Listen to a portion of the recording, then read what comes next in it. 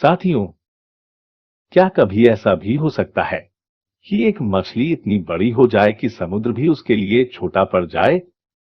हम यहाँ पर आपको एक ऐसी ही कथा सुनाने जा रहे हैं जिसमें मछली के रहने के लिए समुद्र भी छोटा पड़ गया।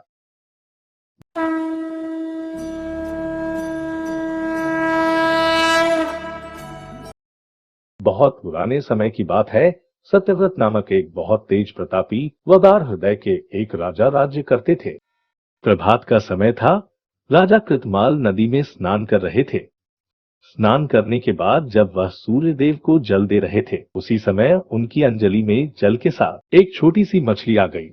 राजन, जल के बड़े बड़े जीव छोटे छोटे जीवों को मारकर खा जाते हैं। अवश्य कोई बड़ा जीव मुझे भी मारकर खा जाएगा। कृपा करके मेरे प्राणों की रक्षा कीजिए। सत्यव्रत के हृदय में दया आ गई। उन्होंने मछली को जल से भरे हुए अपने कमंडल में डाल लिया। तभी एक आश्चर्यजनक घटना घटी। एक रात में ही मछली का शरीर इतना बढ़ गया कि कमंडल उसके रहने के लिए छोटा पड़ने लगा। दूसरे दिन मछली सत्यव्रत से बोली। राजन, मेरा शरीर बढ़ गया है। मुझे घूमने फिरने में बड़ा कष्ट होता है। इसलिए मेरे रहने के लिए कोई दूसरा स्थान ढूंढिए।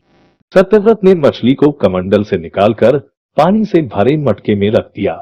यहाँ भी मछली का शरीर रात भर में मटके में इतना बढ़ गया कि मटका भी उसके रहने के लिए छोटा पड़ गया।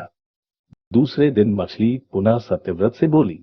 राजन, मेरे रहने के लिए कहीं और प्रबंध कीजिए, क्योंकि मटका भी मेरे रहने के लिए छोटा पड़ रहा है।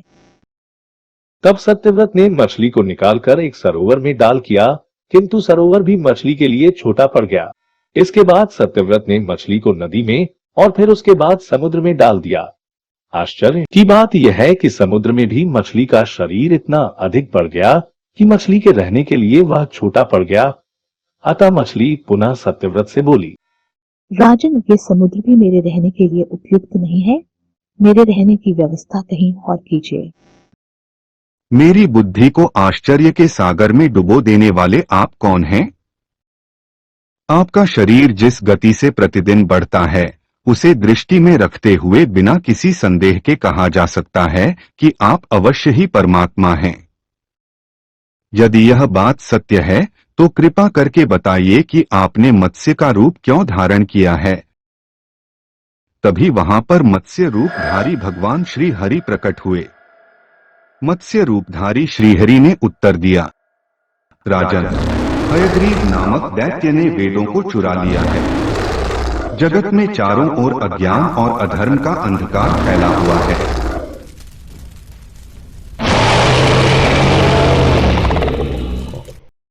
मैंने हयग्रीव को मारने के लिए ही मत्स्य का रूप धारण किया है। आज से 7वें दिन पृथ्वी प्रलय के चक्र में फिर जाएगी। समुद्र उमड़ उठेगा, भयानक वर्षा होगी, सारी पृथ्वी पानी में डूब जाएगी। जल के अतिरिक्त कहीं कुछ भी दिखाई नहीं देगा। आपके पास एक नाव पहुंचेगी। आप सभी अनाजों और औषधियों के बीजों को लेकर सप्तऋषियों के साथ नाव पर बैठ जाइएगा। मैं उसी समय आपको पुनः दिखाई पड़ूंगा और आपको आत्मतत्व का ज्ञान प्रदान करूंगा। सत्यव्रत उसी दिन से हरि का स्मरण करते हुए प्रलय की प्रतीक्षा करने लगे। 7वें दिन प्रलय का दृश्य उपस्थित हो उठा।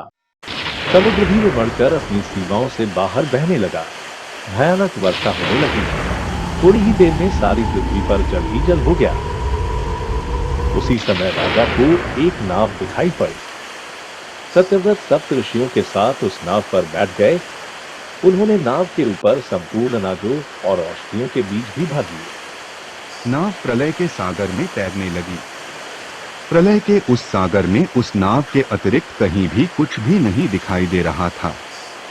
अचानक मत्स्य रूपी भगवान प्रलय के सागर में दिखाई पड़े। वे सभी भगवान से प्रार्थना करने लगे, हे प्रभु, आप ही सृष्टि के पालक हैं और आप ही रक्षक हैं। हमारी रक्षा कीजिए, दया करके हमें अपनी शरण में लीजिए।